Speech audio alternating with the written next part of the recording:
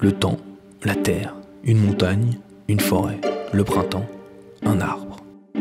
Les oiseaux se posent sur les branches pour chanter. La branche, elle-même, s'apprête à verdir. Pour verdir, elle a besoin d'un tronc, et le tronc a besoin de racines. Les racines, elles, ont besoin d'eau. Dans la terre, ça tombe bien, il y en a. Et grâce à l'eau, il y a de l'oxygène. Il y a de l'eau parce qu'il pleut. Mais quand il pleut, il faut bien que l'eau circule sous la terre. En somme, il faut creuser des galeries sous les racines. Si donc il y a des branches pour que les oiseaux se posent dessus et puissent chanter, c'est qu'il y a des vers de terre. Par exemple les épigées, de petite taille, très colorées. Les anéciques, de grande taille. Les endogées, de couleur rose à très pâle, qui ne remontent jamais à la surface. Mais ces vers de terre, qu'est-ce que ça représente? C'est la biomasse animale qui occupe la plus grande place sur les continents et les terres émergées. Il y a Dieu, les vers de terre, et après les oiseaux, les sangliers, et les blaireaux, différents animaux qui vont se nourrir à 30, 50, 70% de vers de terre. Donc, l'avantage, c'est que ces vers de terre, qui sont environ 3 millions par hectare, sont mangés par les oiseaux qui se posent sur les branches, qui, elles-mêmes, poussent grâce aux vers de terre qui transfèrent et stockent l'oxygène. Si on perdait les vers de terre, on perdrait donc les oiseaux et les plantes. D'ailleurs, il y a des gens qui s'en occupent.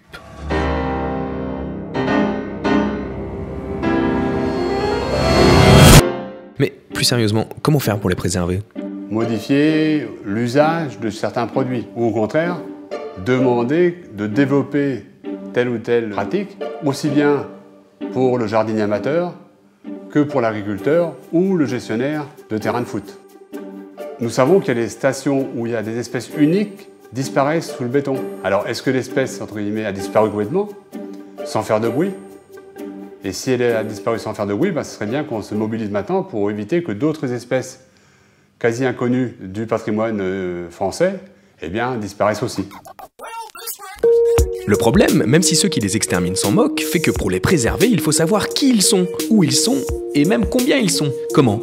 Grâce à la moutarde. Si la branche a besoin du ver de terre pour pousser, et que l'oiseau a besoin du ver de terre pour grossir, l'homme a besoin du steak haché pour grandir, qu'il mange avec de la moutarde. Ah ok, j'ai compris, on accélère. La moutarde a deux propriétés, elle contient du vinaigre et un principe actif qui s'appelle l'AITC. Ces deux composantes font que généralement l'abus de moutarde est légèrement nocif. Et donc pour les vers de terre, dont le cerveau fait moins d'un millionième du nôtre, c'est pareil, la moutarde les fait s'enfuir vers la surface. Tu commences par le centre, t'as raison, voilà, comme ça, tu vois, ça va vite, hein. Bon allez, c'est parti alors. D'accord. Doucement, doucement, ça se prend 4 minutes après. Ah, il y a un ver de terre. Un ver de terre, où ça? Là. Oh, horreur! Regarde ça là, on voit sa bague. Prends-le. Ouais. Ah, tu vois, il y en a un autre qui arrive là. C'est parti? Ouais. Ça c'est, voilà, un adulte, rouge. Ça c'est... Non, il est encore enfant, donc on va le mettre avec lui. Le total de ce prélèvement dans le jardin de ma grand-mère, C'est 40. c'est 40 vers de terre au mètre carré.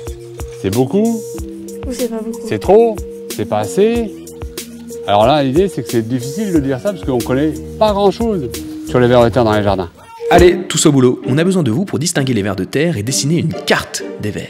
Oui, parce que si au lieu de se dire que tout est foutu, on relançait la machine de tout ce qui existe. Si au lieu de regarder ce qui disparaît de façon catastrophique et résignée, on regardait ce qui apparaît. À vous de nous le dire.